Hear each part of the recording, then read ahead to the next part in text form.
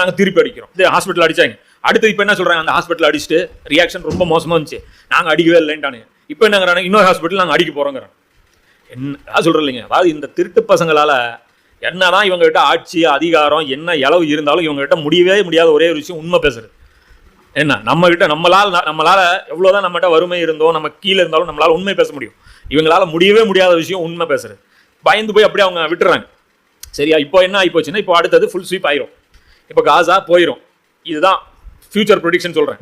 இது சும்மா நான் சொல்லலை, குரான் அல்லாஹ் சொல்கிறான். புரியுதா? கிரேட்டர் இஸ்ரேல் கண்டிப்பாக உருவாகும் அப்படின்னு சொல்லி குரானே சொல்லுது. அல்லாஹ் சொல்கிறான். தெளிவாக புலப்படக்கூடிய பனி இஸ்ராயேலில் 101 to 104 வரைக்கும் வசனம் பாருங்க. தெளிவாக புலப்படக்கூடிய 9 சான்றுகளை மூசாவுக்கு நாம் வழங்கி இருந்தோம். நீங்கள் இஸ்ராயலின் வழித்தோன்றல்களிடம் கேட்டு பாருங்கள். உங்களிடம் மூசா வந்தபோது ஃபிரௌன் அவரிடம், மூசாவே, நான் உம்மை சூனியம் செய்யப்பட்டவராகவே கருதுகின்றேன் என்று அல்லவா கூறினான். மூசா நபி ஃபிரௌன்ட்ட பேசின உடனே மூசா நபியை பார்த்து அவன் என்ன சொல்கிறான், யாரோ உங்களுக்கு சூனியம் வச்சுட்டாங்க, அதனால தான் ஒன்று கிடக்க ஒன்று பேசுகிறீங்க, பேசுகிறதுல கொஞ்சமாவது நியாயம் இருக்கா? பனி இஸ்ராயேல்கள் 400 வருஷமாக என்கிட்ட அடிமையாக இருக்கிறாங்க, அவங்கள பாட்டுக்கு ஏதோ நீங்கள் பாட்டுக்கு வாங்க கூட்டிகிட்டு போகிறேங்கிறீங்க, அப்புறம் வீட்டு வேலையெல்லாம் யாவும் செய்கிறது எல்லாம் சொல்ல. இதே தான் இப்போ இன்றைக்கி அமெரிக்காவுக்கு அதான பிரச்சனை. நீங்கள் பாட்டுக்கு டாலரில் பர்ச்சேஸ் பண்ண மாட்டேங்கிறீங்க, அப்போ நாங்களாம் உழைச்சி சாப்பிட சொல்கிறீங்களா? எப்படி நான் திடீர்னு பண்ணுறது? இப்போ இன்றைக்கி அமெரிக்கா டெஸ்பரேட் ஆகிருக்கு. அமெரிக்காவுக்கு ஏதோ ஒரு போர் எடுத்தே ஆகணும். மிடில் ஈஸ்டில் பெரிய ட்ரம்ப் கார்டே அதுதான், இஸ்ரேல் தான். இஸ்ரேலில் பிரச்சனை பண்ணால் மொத்த மிடில் ஈஸ்ட்டும் பற்றிக்கிட்டே எரியும். புரியுதா? இப்போ கொந்தளிப்பு வந்திருக்கா இல்லையா? ஜோர்டானில் கொந்தளிப்பு, ஈராக்கில் கொந்தளிப்பு, ஈரானில் கொந்தளிப்பு, சவுதியில் கொஞ்சம் படுக்க வச்சிருக்காங்க. அது எப்போ கொந்தளிக்குன்னு தெரியல. அது கொஞ்சம் ஆனால் உள்ளுக்குள்ளே இருக்கும் குமுறல். ஏன்னா எல்லா மக்கள் பக்கத்தில் இருக்கும்போது அந்த காட்சிகள் பரவுது சோசியல் மீடியாவில். அதெல்லாம் பார்க்கும்போது ஒவ்வொருத்தரும் ரொம்ப வைப்ரண்ட் ஆகுறாங்க. அப்போ இந்த இடத்துல பார்த்தீங்கன்னா மூசா நபி, இப்போ இந்த மேட்டருக்கு வந்துடுவோம். அப்போ மூசா நபி ஃபிரௌன்ட்ட சொல்கிறாரு, பேசின உடனே அவங்க என்ன சூனியம் செய்ய மாதிரி பேசுறீங்க. அதற்கு மூசா கூறினார், அகத்தெளிவை ஏற்படுத்தக்கூடிய சான்றுகளை வானங்கள் மற்றும் பூமியின் அதிபதியான அல்லாவை தவிர வேறு எவரும் இறக்கி வைக்கவில்லை என்பதை நீ நன்கறிவாய். ஏடா, நான் எவ்வளோ கிளியர் கட்டாக பேசுகிறேன்னு உனக்கு நல்லா தெரியுதுதான், நீ டாவு தானே போடுற அப்படி. இன்றைக்கும் அப்படி தான் நம்மளை கூப்பிட்டு கேட்பாங்க பாருங்க, அவங்களுக்கு நல்லா தெரியும். எப்போவுமே நம்முடைய எதிரிகளுக்கு நம்முடைய பிரச்சாரம் தெளிவாக தெரியும். அதனால் நாம் பாவன மக்கள் புரிஞ்சுக்கிறதுல திணறுவாங்க. அந்த கேப் அந்த எதிரிகள் பயன்படுத்திட்டு என்னம்பாங்க, அதை அந்த ஜோனில் உட்காந்துட்டு ஏறிவாங்க. என்ன மேட்டர்னா நான் என்ன சொல்கிறேங்க அவங்களுக்கு தெளிவாக புரியும். அது புரிஞ்சிருச்சுன்னா என்ன பிரச்சனை அப்படின்னா, அவங்களுக்கு கிடைச்சிட்டு இருக்கக்கூடிய அந்த பெனிஃபிட்ஸ் தபால்னு காணாமல் போயிடும். அந்த மரியாதைகளாக இருக்கலாம், சில புகழாக இருக்கலாம், அது ஒவ்வொருத்தருக்கும் ஒவ்வொன்று இருக்கும். சில பேருக்கு காசு பணம் பெருசாக தெரியாது, ஆனால் புகழ் பெருசாக இருக்கும். சில பேருக்கு பதவிகள் பெருசாக இருக்கும். அந்த மாதிரி ஃபிரௌனுக்கு நல்லா புரியும்னு சொல்லி மூசா நபி சொல்கிறேன். உனக்கு நல்லா புரியுது நான் என்ன சொல்கிறேன்ட்டு, தெளிவான விஷயத்தை கொண்டு வந்துட்டு இருக்கிறேன். நீ பார்த்து என்னை நானே மென்டல்னு சொல்லி நீ பேசுறியா? நிச்சயமாக உன்னை நாசத்திற்குள்ளாகக்கூடிய மனிதனாகவே நான் கருதுகின்றேன் அப்படின்னு அல்லாஹ் சொல்கிறான். அப்புறம் இறுதியில் மூசாவையும் இஸ்ராயலின் வழித்தோன்றவையும் அந்த பூமியிலிருந்து அடியோடு வெளியேற்றிட வேண்டும் என்று ஃபிரௌன் எண்ணி இருந்தான். ஆயினும் நாம் அவனையும் அவனுடைய ஆட்களையும் கூண்டோடு மூழ்கடித்தோம். இவன் நினைச்ச மெத்தடு வேற.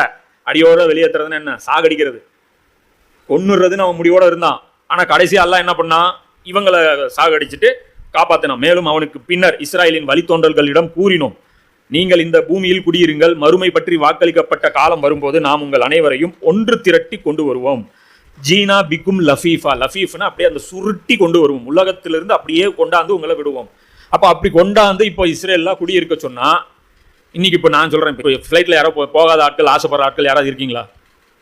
யார் இருக்கீங்களா? ஒரு 4-5 பேர் இருப்பீங்க. சரியா? போகலாம், ஆசை, ஃபாரின் டூர் போகலாம், இஸ்ரேலுக்கு டிக்கெட் போட்டு தரட்டா போவீங்களா? மிசைல் அம்மா சுட்டுகிட்டே இருக்குது, ஏதோ ஒன்று டபால்னு போயிருச்சுன்னா என்ன பண்ணுவீங்க? 6 மணிக்கு விளம்ப மாட்டேன். அப்போது அல்லாஹ்வுடைய வாக்குறுதி என்ன? பனி இஸ்ராயல்கள் எல்லாரையும் கொண்டு சேர்ப்பேன்றான். அதுவும் உலகம் பூராலேருந்து கொண்டாந்து சேர்ப்பேங்கிறான். அப்போது உலகத்திலேயே பாதுகாப்பான பூமியாக இஸ்ரேல் ஆகணும். அதுக்கு ஆகணும்னா பாலஸ்தீனர் ஒருத்தன் கூட அங்கே உயிரோடு இருக்கக்கூடாது. அதுக்கான ஆப்ரேஷன் தான் இது. புரியுதா? இது நடந்தே தீரும்.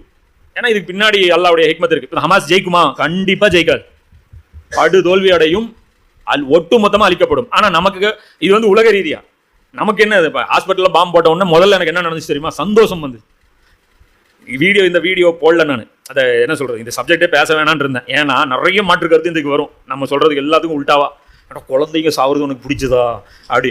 அந்த ஹாஸ்பிட்டலில் லொக்கடா ஹாஸ்பிட்டல், மருந்தும் கிடையாது, ஒன்றும் கிடையாது, 1000 பேஷண்ட்டை பெட்டில் இருக்காங்க. நினச்சி பாருங்க, ஒத்த காலை வச்சுக்கிட்டு, வெந்து போன உடம்பை வச்சுக்கிட்டு அவங்கெல்லாம் ட்ரீட்மெண்ட் பார்க்குறத விட சாகிறது மேலே. நேராக செத்தாங்களா, அல்லாவுடைய அரிசை பார்த்தாங்களா, அல்லா கீழே போனாங்களா அப்படின்னு. இது எவ்வளோ ஜாலியான வாழ்க்கை அது. இப்போ இந்த வாழ்க்கையை விட அது டைரெக்டாக அவங்க அல்லாட்ட போனாங்கிறது சந்தோஷமான விஷயம் என்னை பொறுத்த வரைக்கும். ஆனால் என்ன அப்படின்னா பார்த்தீங்கன்னா சில பேர் உள்டாக நினச்சி என்ன பண்ணுவோம், நம்ம சகோதரனை அடிச்சுட்டா நீ உனக்கு கொஞ்சம் கூட கோவம் வரல, நான் பலஸ்தீன் போகிறேன் அப்படின்ட்டு. இந்த மாதிரி ஜோர்டானில் 1000 பேர் லட்சக்கணக்கில் குதிச்சுட்டு இருக்காங்க, ஒருத்தன் கூட கிராஸ் பண்ண விடுறது இல்லையாமா. ஜோர்டானில் சிரியா எங்கெங்கெல்லாம் பேக்கப் நடந்துட்டு இருக்கான். இது சிரியாவுக்குள்ளே எந்த புது என்ட்ரியும் கிடையாது இனிமேல். அதே மாதிரி துருக்கிக்கிட்டையும் எவனாவது வெளியூர்லேருந்து ஒருத்தன் புதுசாக விசா அப்ளை பண்ணானா யாருக்குமே தரது கிடையாது. இப்போ முஸ்லீமுக்கு இந்த ஜோனே வந்து ப்ரொடெக்டட் ஆக்கி வச்சிருக்காங்க. ஏன்னா இஸ்ரேலை விட்டு நீ அடி அவன் வரான், நான் தடுக்கிறேன் பார்க்குறேன். இதுக்கு வந்து முஸ்லீம் நாடுகள் வந்து அண்ணா கட்டி அப்படி அரணா நிற்கிறேன். இப்போ இது ஒரு பெரிய இழப்பெல்லாம் கிடையாது. பாலஸ்தீனர்கள் முற்றிலும் அழிக்கப்படுவாங்க அல்லது அங்கேருந்து எகிப்துக்கு வெளியேற்றப்படுவாங்க. ஏன்னா மறுமை நாள் வரைக்கும் அந்த கூட்டம் வந்து எல்லாம் அழிக்க முடியாது அப்படின்னு சொல்லி ஹதீஸ்களில் வருது. ஸோ அது ஒரு முயற்சி. அதே மாதிரி இந்த ஏரியா ஏன் ரொம்ப முக்கியம் அப்படின்னு பார்த்தீங்கன்னா, சைனாவிலேருந்து ஒரு ரோடு போகுது, அது உலகம் பூரா சுற்றி வருது ஒரு ரோடு. சிபேக்கு சில்க்வே இருக்குது, பெல்ட் அண்ட் ரோடு இனிஷியேட்டிவ் இருக்குது, சிபேக்குன்னு சொல்லிட்டு ஒவ்வொரு நாட்டு கூட கொலாபரேஷன், ஒவ்வொரு பாகிஸ்தான் கூட ஒரு மாதிரி, இந்தியா கூட ஒரு மாதிரி எல்லாம் போட்டு வச்சிருக்கான். பை ரோடு இந்தியாவிலேருந்து கூட சைனா போகலாம். சரியா? இப்போ எல்லாமே மொத்த உலகத்தையும் கனெக்ட் பண்ணி வச்சிருக்கான். 100 நாடுகள் கனெக்ட் ஆகுது. அதில் எவ்வளோ 100 நாடுகள் அந்த ரோட்டில் கனெக்ட் ஆகுது. அந்த ரோடு இந்த வழியாக தான் போகுது. எந்த வழியா எல்லாம் எல்லாருக்குமே அது தேவையாகி வச்சிருக்கேன் பாருங்க. எது இந்த பாலஸ்தீன அந்த ஈஸ்ட் வெஸ்ட் ட்ரேட் இருக்குல்ல, அந்த நபி ஸல்லல்லாஹு அலைஹி வஸல்லம் காலத்துடைய அந்த யமனுக்கும் இதுக்கும் ரோமுக்குமான அந்த ட்ரேடு, அந்த ட்ரேடிங்கில் இதுவும் ஒன்று, சுயஸ் கால்வாயும் ஒன்று, ரோடும் ஒன்று, பை ரோடும் ஒன்று, பை வாட்டரும் ஒன்று. அப்போ அந்த அடிப்படையிலையும் இவனும் இப்போ என்ட்ரி கொடுக்குறான். அடுத்ததான் என்ன நடக்கும் அப்படின்னு பார்த்தீங்கன்னா, பாலஸ்தீனியர்கள் அழிக்கப்பட இந்த ஜோர்டானில் இந்த மாதிரிலாம் மக்கள் கொந்தளிப்பு இருக்குல்ல, இது வந்து பிரம்மாண்டமாக வெடிச்சிரும், கண்ட்ரோலில் நிற்க முடியாது.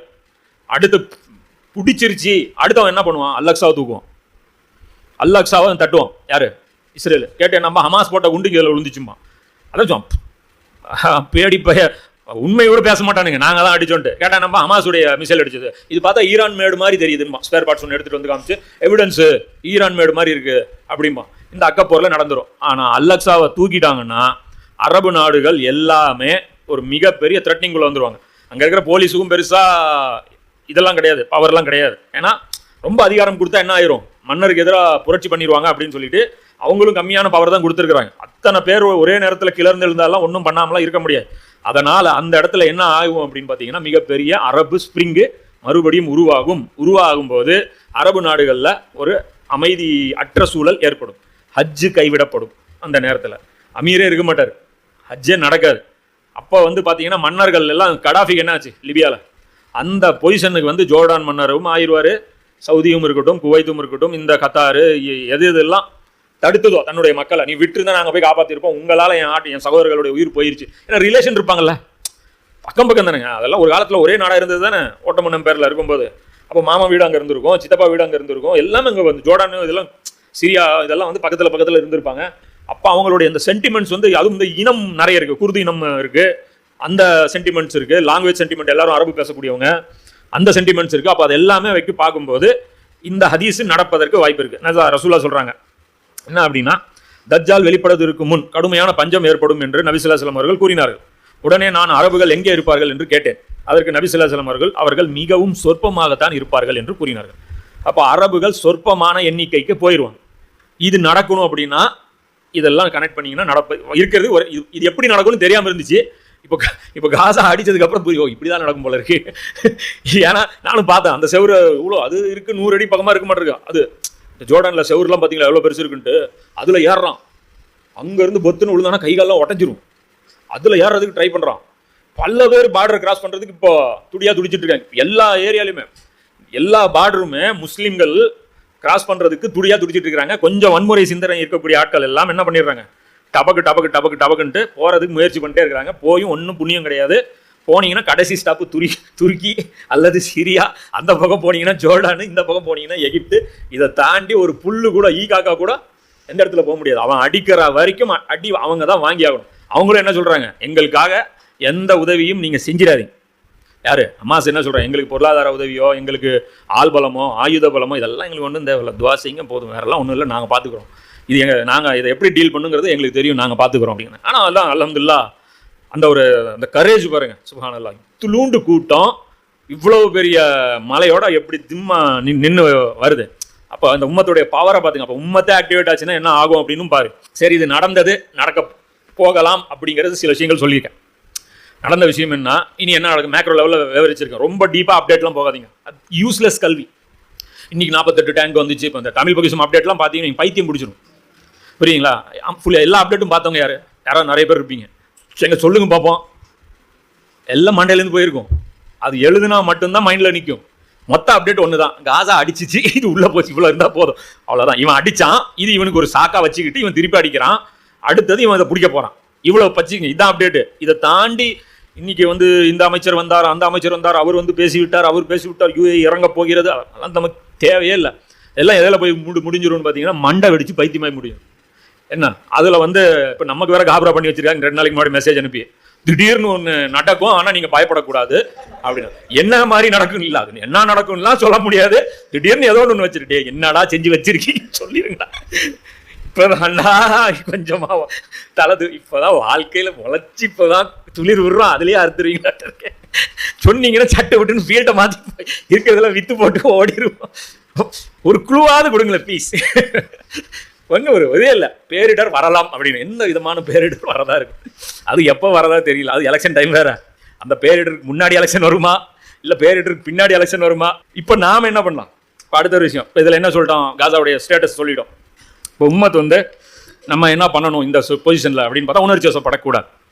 இங்கேருந்து பார்டர் கிராஸ் பண்ணுறதுக்கோ, இங்கே வந்து பார்த்தீங்களா நம்ம அவங்களுக்கெல்லாம் வந்து சிலம்பு சுத்த தெரியல. அதனால தான் நம்மெல்லாம் சிலம்பு சுத்த தெரிஞ்சோம்னு வச்சிங்களா, ஒருத்தன் துப்பாக்கி அடிக்கும்போது அப்படி சுற்றிட்டே இருந்தோம்னா இரும்பில் சிலம்பு வச்சுன்னா அது வராது.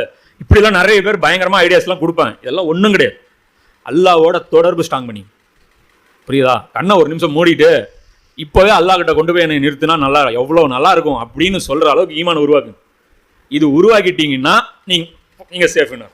இது என்ன நானே எனக்கே இல்லாது, புரியுதா? இப்போ இந்த ஃபீலிங் வந்து எனக்கே இப்போ அட் ப்ரெசென்ட் இல்லை.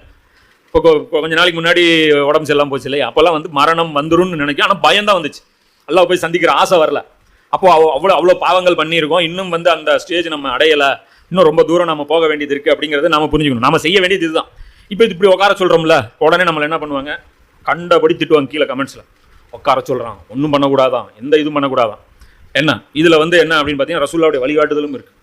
அதான் அந்த ஹதீஸ், அல்லாஹ்வின் தூதர் ஸல்லல்லாஹு அலைஹி வஸல்லம் அவர்கள் கூறினார்கள், விரைவில் குழப்பங்கள் சில தோன்றும், அவற்றுக்கிடையே மௌனமாக அமர்ந்திருப்பவர் அவற்றுக்காக எழுந்து நிற்பவரை விடவும், அவற்றுக்கிடையே எழுந்து நிற்பவர் நடப்பவரை விடவும், அவற்றுக்கிடையே நடப்பவர் ஓடுபவரை விடவும் சிறந்தவர் ஆவார். புரியுதா? அப்போ அவற்றில் யார் தம்மை ஈடுபடுத்திக் கொள்கிறாரோ அவரை அழிக்க அவை முற்படும், அந்த ஃபித்னா அவரை அழிச்சிரும். அப்போது யார் ஒரு புகலிடத்தை பெறுகிறாரோ அவர் அதன் மூலம் தம்மை தற்காத்து கொள்ளட்டும். எங்கேயாவது ஒரு ஓரஞ்சாரமாக ஏதாவது கிடைச்சதுன்னா அங்கே போய் இருந்து தற்காத்துக்குங்க. டிஃபென்ஸ் மோட்ல இருங்க, அட்டாக் மோடுக்கு போகாதீங்க. ஏன்? இங்கே நடக்கிற போர் எதுவுமே ஹக்குக்கு பாத்திலுக்குமானது கிடையாது. ஹக்குக்கும் பாத்திலுக்குமான போர் எங்கே நடக்குது? ஹமாஸும் இஸ்ரேலும் அடிச்சுக்கிறாங்க. அந்த இடத்துல போய் உங்களுக்கு கலந்துக்கிறதுக்கு இந்தியன் கவர்மெண்ட் அனுமதி கொடுத்துருக்கா? நடுவில் இருக்கிற ஏகப்பட்ட நாடுகள் பாடுறது வந்து உங்களுக்கு விட்டுருவாங்களா? வேலை கிடையாது. அப்போ என்ன பண்ணும்? ஒன்றும் பண்ண முடியாது. அப்போ அதே தான் சொல்கிறேன், சும்மா இருங்க. நீங்கள் நினைச்சாலும் ஒன்றும் பண்ண முடியாது, ஆனால் ஸ்ட்ராட்டஜிக்கலாகவும் அதான் கரெக்டுன்னு நான் சொல்கிறேன். அப்போ என்ன வந்து நீங்கள் திட்ட முடியாது, ஒன்றும் பண்ணாதீங்கன்னு சொல்கிறது, புரியுதுங்களா? அப்போ என்ன பண்ண முடியும்? அதை விட ஒரு மூமின்களை உருவாக்க முடியுமா? ஒரு 4 பேருக்கு குர்ஆனுடைய ஃபஹம் ஏற்படுத்தி கொடுக்க முடியுமா? இந்த கொள்கையை வந்து அல்லாஹ்வுடைய அந்த ஹாக்கிமியத்தை வந்து பரவலாக மக்கள்கிட்ட கொண்டு போய் சேர்க்க முடியுமா? முஸ்லீம்கள் மத்தியில் இருக்கக்கூடிய அந்த குழப்பங்களை நீக்கி சகோதரத்துவத்தை ஏற்படுத்த முடியுமா? இதெல்லாம் தான் பணி, இதுக்கெல்லாம் தான் கூலி அல்லாட்ட. இப்போ இதுதான் அஃப்ஸலுல் ஜிஹாத். இதே வந்து மக்களை வந்து இன்னைக்கு முஸ்லீம்கள் இங்கே வந்து முஸ்லீமா இல்லை, அவங்கள முஸ்லீமா மாத்துறது முதல் கடமை நமக்கு வந்து பாலஸ்தீன் பிரச்சனை இப்போ இருக்கிற பொசிஷனுக்கு நம்மளால எந்த கான்ட்ரிபியூஷனும் பண்ண முடியாது, பண்ணவும் கூடாது. அது சரியான ஸ்ட்ராட்டஜி கிடையாது. இது வந்து முஸ்லீம்ல ஹதீஸ் வந்து 5529. ஏன்னா சில ஆயத்துகள் காட்டுவாங்க. ஏன்னா இந்த வன்முறை கும்பலை சார்ந்த ISIS இது மாதிரியான அமைப்புகள்லாம் முஸ்லீம்கள்ட்ட வந்து பிரச்சாரம் பண்ணும்போது அவங்க காட்டுவாங்க 4வது அத்தியாயத்துடைய 75 வசனம் 76 வசனம். மேலும் பலவீனர்களாக அடக்கி ஒடுக்கப்பட்ட ஆண்கள், பெண்கள் மற்றும் குழந்தைகள் ஆகியோருக்காக அல்லாவின் வழியில் நீங்கள் போர் புரியாமல் இருக்க என்னதான் காரணம்? அவர்களோ எங்கள் இறைவனே, அக்கிரமக்காரர்கள் வாழும் இவ்வூரில் இருந்து எங்களை வெளியேற்றுவாயாக, மேலும் எங்களை பாதுகாக்கக்கூடிய ஒருவரை உன்னிடம் இருந்து தோற்றுவிப்பாயாக, எங்களுக்கு உதவி செய்பவரையும் உன்னிடம் இருந்து தோற்றுவிப்பாயாக என்று பிரார்த்தனை செய்கின்றார்கள். இங்க பெண்களும் குழந்தைகளும் பலவீனர்களும் பிரார்த்தனை செஞ்சுட்டு இருக்கிறாங்க. நீங்க இங்க சும்மா உட்காந்து குர்ஆன் கிளாஸ் நடத்திட்டு இருக்கீங்களா? ஈமான் சொல்லி தரீங்களா? நீங்க வந்து இந்த மாதிரி வந்து இது பண்றீங்களா அப்படின்னு சொல்லுவாங்க. இது வந்து அரசாங்கத்திற்கு இடப்பட்ட கட்டளை. குர்ஆன்ல தனிநபருக்கு கட்டளைகள் இருக்கு, ஆணுக்கு தனியாகவும் பெண்ணுக்கு தனியாகவும் கட்டளை இருக்கு, குழந்தைக்கு தனியாகவும் பெற்றோருக்கு தனியாகவும் கட்டளை இருக்கு. அதே மாதிரி அரசாங்கத்துக்கு தனியாகவும் குடிமக்களுக்கு தனியாகவும் கட்டளை இருக்கு. இது மதீனாவில் நபி ஸல்லல்லாஹு அலைஹி வஸல்லம் அவர்கள் அரசு அமைத்ததற்கு அப்புறம் மற்ற நாடுகளில் மக்கள் நசுக்கப்படுறத போய் அங்கேயும் படையெடுத்து போங்கன்னு சொல்றதுக்காக இறக்கப்பட்ட வசனங்கள். இதுக்கு தான் சொல்றது குர்ஆனை பற்றிய தெளிவான அறிவு இருக்கணும். ஒரு ஆயத்து இருக்கணும் அப்படின்னா அந்த ஆயத்து இறங்கின காலகட்டத்தையும் பார்க்கணும், அந்த ஆயத்து யாரை பார்த்து பேசுதுங்கிறதும் பார்க்கணும். அதுக்கு தான் தஃப்சீர் படிக்கணும்னு சொல்லலாம். அதாவது இதெல்லாம் பார்க்க வேண்டியதில்லை, சும்மா லாங்குவேஜ் புரிஞ்சா போதும். லாங்குவேஜ் புரிஞ்சு அப்படியே போய் என்ன பண்ணும், கண்ணுக்கு கல் பல்லுக்கு பல்லுன்னு சொல்லிட்டு கட்டிங் பிளேயரோட சுற்றிட்டே இருக்கணும். எவனாவது ஒருத்தன் பல்லு எடுத்தானா நம்மளே பிடிச்சி பல்லு எடுத்து விட்டுட்டு இந்த மாதிரி கிறுக்குத்தனத்துக்கு நிறைய பேர் வருவாங்க. எச்சரிக்கையாக இருங்க. ஏன்னா இந்த வீடியோஸ் வந்து அவங்களுக்கு மூலதனம். இப்படி தான் 1998 மூலச்செலவு பண்ணி அங்கே இப்படி கொல்லப்படுறாங்க, காஷ்மீரில் இப்படி அடிக்கப்படுறாங்க, பாபர் மசூதி இடித்தாங்க, பணம் கொடுங்கன்னு சொல்லி முஸ்லீம்கள் பெருமளவில் ஒரு ஆக்டிவிட்டி என்ன நடந்துருச்சு. கோயம்புத்தூரில் நடந்த சம்பவம் அதனுடைய வலியை இன்னும் முஸ்லீம் சமூகம் சுமந்துக்கிட்டு இருக்குது. இந்த விஷயத்தில் கொந்தளிக்கக்கூடாது. அரபுகள் கொந்தளிப்பாங்க, ஏன்னா அவங்களுக்கு அவ்வளோதான் கல்ச்சர் இப்போ கொடுக்கப்பட்டிருக்கு. அவங்களுக்கு பெருசாக ஒன்றும் அந்த அளவுக்கு அவங்களுக்கு வந்து ஒரு நாலேஜ் இல்லை. ஒரு டிசிப்ளின்டு ஜமாத்து இல்லாமல் அன்ஆர்கனைஸ்டா ஒரு மாபு தான் வந்து இப்போ போயிட்டுருக்கு. மாபு பொறுத்த வரைக்கும் அதை வந்து ஒன்றுமே நீங்கள் கண்ட்ரோல் பண்ண முடியாது. அது ஸ்டார்ட் பட்டன் மட்டும்தான், அதுக்கு பிரேக் கிடையாது. ஒன்லி எக்ஸலேட்டர் தான். ஸ்டார்ட் ஆயிடுச்சுன்னா அது எங்கே போய் டெமாலிஸ் ஆகி நிற்கும். அந்த மாபுக்கு வந்து சுவிட்சே கிடையாது. ஆனால் ரசூலா வச்சிருந்தது வந்து கண்ட்ரோல்டு ஜமாத். நில்லுனா நிற்கும், உட்காருன்னா உட்காரும். நம்மளை என்ன பண்ணுவாங்க, இனவெறிக்கு கூப்பிடுவாங்க. என்ன சொல்லுவோம், சகோதரன் நீங்கள்லாம் ஒரு உடம்பை மாதிரி, அதெல்லாம் வரும் ஹதீஸு. அங்கே அடித்தா இங்கே வலிக்கணும் அப்படிம்பாங்க. எங்களுக்கு வலி இருக்குது, எங்களுக்கு வேதனை இருக்குது, ஆனால் எங்களுக்கு புத்தியும் இருக்குது. சரியா? எந்த நேரத்தில் வந்து எப்படி வேலை செய்யணுங்கிற அந்த அறிவும் இருக்குது. இதுக்கு பேர் தான் என்னது, ஹிக்மத்து. எந்த சூழ்நிலையில் எப்படி செயல்படணும் அப்படிங்கிற அந்த கிளாரிட்டி வந்து இருக்கணும். இதில் நம்ம இன்னும் குர்ஆன்லேருந்து பார்த்தீங்கன்னா இந்த இனவெறி விஷயம் கூடாதுங்கிறதுக்கு ஒரு சம்பவம் நான் உதாரணம் சொல்கிறேன். மூசா நபி அப்படி போவார். சாதாரண மனிதராக இருக்கும்போது மூசா நபி ஒரு இடத்துல காலையில் போவார். மேலும் காலையில் பயத்துடன் கவனித்து கொண்டு நகரத்தில் இருந்தபோது முன்தினம் அவரிடம் உதவி கோரியவன், மூசாவே நிச்சயமாக நீ மூசாவே என்று கூச்சலிட்டு அழைத்தான். என்ன நடக்குது, போறாரு மூசா நபி. 2 பேர் சண்டை போட்டுட்டு இருக்கிறான். ஒருத்தன் இவருடைய இனத்துக்காரன், இன்னொருத்தன் ஆப்போசிட் ஜாதிக்காரன். இவங்க என்ன பண்ணிட்டாங்க, சொந்த இனத்துக்காரன் ஜாதிக்காரன் என்ன பண்ணிட்டான், மூசா நபியை ஹெல்ப் கூப்பிட்டு இவன் என்னை அடிச்சிட்டான் அப்படின்னா. இவன் என்னத்தை பண்ணா எதுக்காக அடி வாங்கினான்லாம் தெரியாது. ஏதோ ஒன்று பார்க்குறான், இவன் மூஞ்சி பார்க்குறாங்க மூசா நபி, இந்த இடத்துல இவன் மூஞ்சி வீங்கிருக்கு, எங்கால போய் அடிச்சிட்டாடான்னு சொல்லிட்டு பலார்னு ஒரு குத்துறாரு. அவன் செத்து போயிடுறான். செத்து போயிட்டு அதோட நைஸாக எஸ்கேப் ஆயிடுறாரு. அது நபி கிடையாது, இல்லை உண்மையை போய் துணிச்சலாக சொல்கிறதுக்கு நபி கிடையாது. சரி, அப்படியே அது வந்து ஒரு அன்சால்வ்டு ஃபைலாக அது போயிடுது ஃபிரௌனுடைய கேஸில். அது வந்து ரிசர்ச்சில் போயிட்டு இருக்குது. அது வந்து சிபிஐக்கு மாற்றப்பட்டுருச்சுன்னு. அதுக்கப்புறம் அப்படியே வந்து கொலையாளி யாருன்னே தெரியல. அப்புறம் அடுத்த நாள் இவருக்கு வந்து கருக்கு அன்னைக்கு கூட வேற யாராவது பார்த்துருப்பாங்களோ அப்படின்னு சொல்லிட்டு பயந்து இவருக்கு நடந்து வர்றாரு. மறுபடியும் அதே ஆள் இன்னொருத்தன் கூட சண்டை போட்டுருக்கான். அப்புறம் தான் தெரியுது எப்போ பாரு இவனுக்கு சண்டை போடுறது தான் பொழப்புன்ட்டு, எவனையாவது உரண்டை இருக்கிறது தான் இவனுடைய பொழப்பு இருக்குன்ட்டு. அப்போ மூசா நபி வந்து கூப்பிட்றான், மூசாவே அப்படின்னு கூச்சலிட்டு. அதுக்கு மூசா சொல்றாரு, நிச்சயமாக நீ பகிரங்கமான கலகக்காரனாக இருக்கிற. டேய், நீ தாண்டா ஆளு தப்பா இருக்கிற.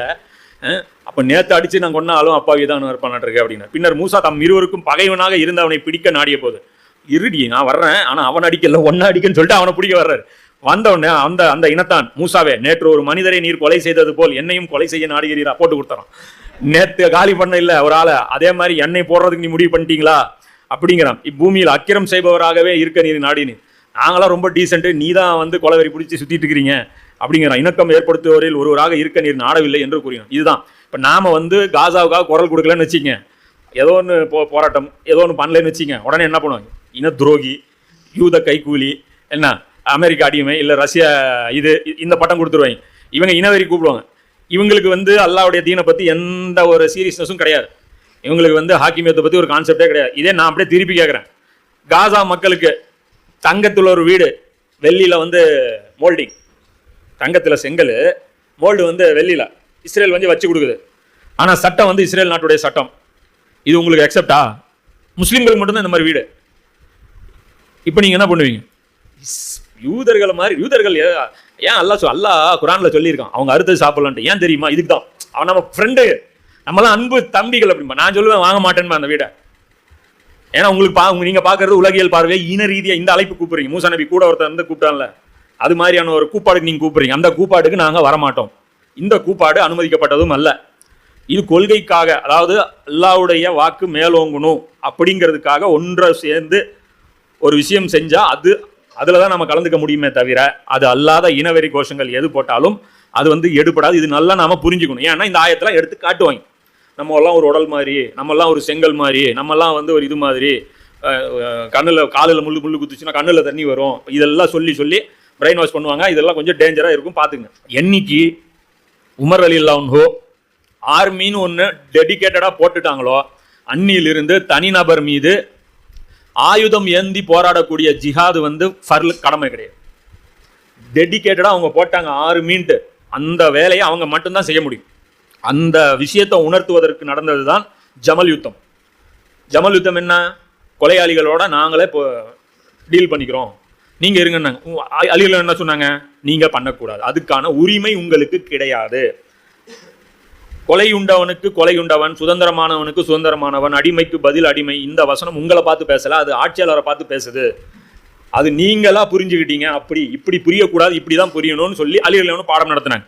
அலிரலியவனு குரானுக்கு விளக்கம் கொடுப்பதற்காகவே போரிடுவார் என்று ரசூல்லா சொல்லிட்டு போயிருக்காங்க. அப்போ ஹுலஃபாய் என்னுடைய சுன்னத்தையும் ஹுலஃபாய் ராஷிதீன்களுடைய சுன்னத்தையும் கடைவாய் பற்களில் கண்டு பிடிச்சிங்க, கெட்டியாக பிடிச்சிங்கன்னு ரசூல்லா சொன்னாங்களே. அப்போ அந்த அடிப்படையில் பார்க்கும்போது தனிநபராக போய் நாம் எந்த ஒரு வேலையும் ஆயுதம் ஏந்தி போராடக்கூடிய எந்த ஒரு வேலையும் செய்யவே கூடாது. புரியுதுங்களா? இதை வச்சுட்டு என்ன சொல்லுவாங்க? பார்ட் டைம் ரசூல்லாவுக்கு ஆதரவு போயிடும், டப்புன்ட்டு என்ன ரிவர்ஸில் போயிடுவாங்க. பதிரில் வந்தவங்கன்னா ஃபுல் டைம் ராணுவ வீரர்களா அப்படிம்பாங்க. ஆனால் இன்னைக்கு பொறுத்த வரைக்கும் உலகம் மாறிடுச்சு. பதிரில் பார்த்தீங்கன்னா 2 பக்கமும் பார்ட் டைம் வீரர்கள் தான். 2 பேரும் 2 பக்கமும் வியாபாரி, இந்த பக்கம் வியாபாரிகள், இந்த பக்கம் விவசாயிகள். இவங்க 2 பேரும் போரிட்டாங்க. மக்காவாசிகள் யாரு? வியாபாரிகள். மதீனாவாசிகள் யாரு? விவசாயிகள். வியாபாரியும் விவசாயியும் வெட்டிக்கிட்டாங்க. ஆனால் இன்னைக்கு வந்து நாம போய் ஒரு நாட்டோட சண்டை போடுறதுன்னு சாத்தியமாது? அவங்க ட்ரெயின்ட் ஆர்மி வச்சிருக்காங்க. சவுண்ட் இல்லாமல் பேசுறது எப்படின்னு எவ்வளோ ட்ரைனிங் கொடுப்பாங்க தெரியுமா? அப்படிம்பா, அதுக்கு இப்படி இருக்கும், இப்படிம்பா இப்படின்னா ஒரு மீனிங் இருக்கும், அப்படின்னா ஒரு மீனிங் இருக்கும், அவ்வளோ இருக்கும். சைனிங் லாங்குவேஜ் இருக்கும், கோட் வேர்டு இருக்கும், கம்யூனிகேஷனுக்கு 1008 வழி இருக்கும், சாப்பாடு எப்படி சர்வை பண்ணணும்னு சொல்லி தரப்படுவாங்க, எந்த இடத்துல மோஷன் போகணும், யூரின் போகணும், அதை கூட சொல்லி தருவாங்க. நீங்கள் பாட்டுக்கு கக்கா போயிட்டு போனீங்கன்னா சொல்லிட மாட்டேன், இப்போ தான் இந்த வழியாக போயிருக்காங்க அப்படின்ட்டு. என்ன அது கூட ட்ரைனிங் சொல்லி கொடுத்துட்டு போயிடுவாங்க. சரியா?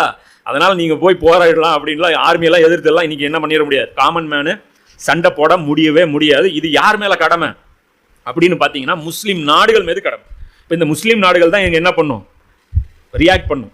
அப்போ அந்த முஸ்லீம் நாடுகள் கூட இப்போ இருக்கிற இந்த நிலையிலே போய் சண்டை போட்டால் என்ன கிடைக்கும்? தோல்வி தான் கிடைக்கும். ஏன்னா முதல்ல இவங்க இஸ்லாத்தை நிலைநாட்டணும். இவர்களே பாவியாக இருந்து கொண்டு போய் அந்த இடத்துல போரிட்டா என்ன நடக்கும்? அல்லாஹ் இவர்களுக்கு உதவி செய்ய மாட்டான், அடி கொடுப்பான். அதுதான் சொன்னோம், அரபுகள் எல்லாம் அழிக்கப்படுவாங்க. வேற வழி இல்லாமல் ஒரு கட்டத்தில் இவங்களே ரியாக்ட் பண்ணுவாங்க.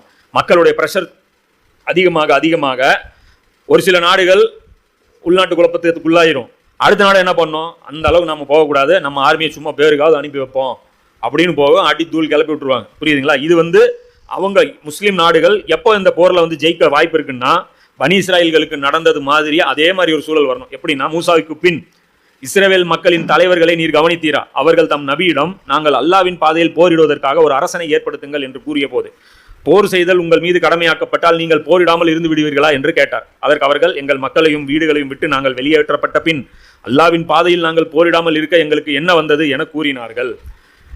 எனினும் போரிடுமாறு அவர்களுக்கு கட்டளையிடப்பட்ட பொழுதோ அவர்களில் ஒரு சிலரை தவிர மற்ற எல்லாரும் புறமுதுகு காட்டி திரும்பிவிட்டனர். இவ்வாறு அக்கிரமம் செய்வோரே அல்லாஹ் நன்கறிவான். அப்போ பல பிரிவாக அவங்க பிரிஞ்சிருந்தாங்க பனி இஸ்ராயல்கள். அவங்க போய் என்ன சொல்றாங்க தங்களுடைய சாமுவேல் நபிகிட்ட? இப்போ நாங்கள் ஒரே தலைமையின் கீழ் நின்று சண்டை போடுறோம், எங்களை ஒன்னாக்குங்கன்னு. இது முதல்ல பண்ணணும். அதுக்கப்புறம் தான் இஸ்ரேலோடவோ நேட்டோவோடவோ முஸ்லீம்கள் சண்டை போட்டாங்கன்னா ஜெயிப்பதற்கு வாய்ப்பு இருக்கு. அது இல்லாமல் ஈரானாவே இருந்துக்கிட்டு போய் சண்டை போட்டுச்சுன்னா அடி விழுவும். ஈராக்காவே இருந்துட்டு போய் சண்டை போட்டுச்சுன்னா அடி விழுவும். சவுதியாவே இருந்துட்டு போய் சண்டை போட்டுச்சுன்னா அடி விழுவும். இவங்க எல்லாரும் சேர்ந்து ஒரு நேட்டோ மாதிரியான ஒரு கூட்டணி போட்டுட்டு போனாங்கன்னா அடி விழுவார், அல்லாவுடைய நுஸ்ரத்து கிடைக்கும். ஆனால் இவங்களுக்கு அது இவங்களுடைய அந்த அறிகுறிகளை எல்லாம் பார்த்தா அது பண்ணுற மாதிரி தெரியல. பார்த்தா செமத்தியாக வாங்க போகிறது மாதிரி தான் இவங்களுடைய நடவடிக்கைகள் இருக்குது. இவங்களுடைய டீலிங்ஸும் வேறு மாதிரியான ஒரு இதில் தான் போயிட்டுருக்கு.